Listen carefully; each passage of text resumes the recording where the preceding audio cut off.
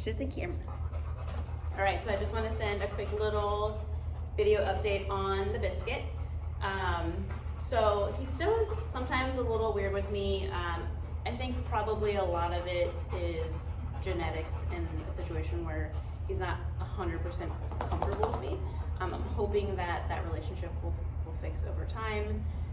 In the meantime, I'm being very strategic with how I advocate for my own space and introduce a structured relationship. Rotties are very, very genetically dominant and defensive breed.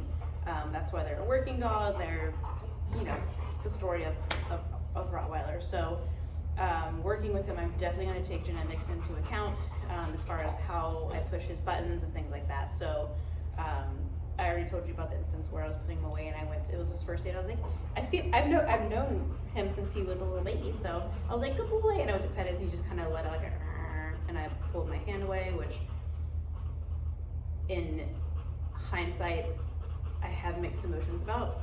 The negative of that is that I gave his growl power. He learns if he doesn't want me to pet him, he can growl, which I don't want that to ever like escalate into more.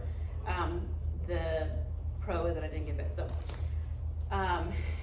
just now when I went to bring him over here, he was crowding the door and ignoring my like leash tapping to get him to back up. And I was like, hey bud, I just kind of did like a little tap tap on his head with my finger, just boop boop. He was kind of like, he lifted his lip at me. So I kind of just pulled his leash up and told him no. So that is how if I could go back in time, that's how I would have handled it again, is saying like, hey, you're not allowed to act like that with me. So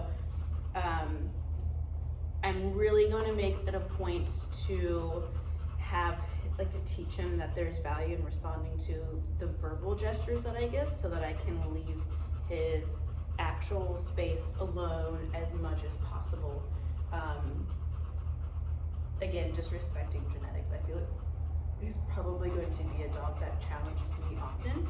But I want to gain his respect. I want him to enjoy working with me. Right now, what I'm getting ready to go over is pretty much just been me establishing a marker system so he knows what the heck I'm saying to him and what the rewards mean. So a marker is a cue or sound that marks a specific moment in time that I like something that he does. And for him, it's going to announce the arrival of food. So right now we're creating an association between the two. Every time he hears these words, there is a presentation of food. And that way, that will kind of bridge the time between the behavior that we like and the delivery of food in case there's something else offered by him between the two.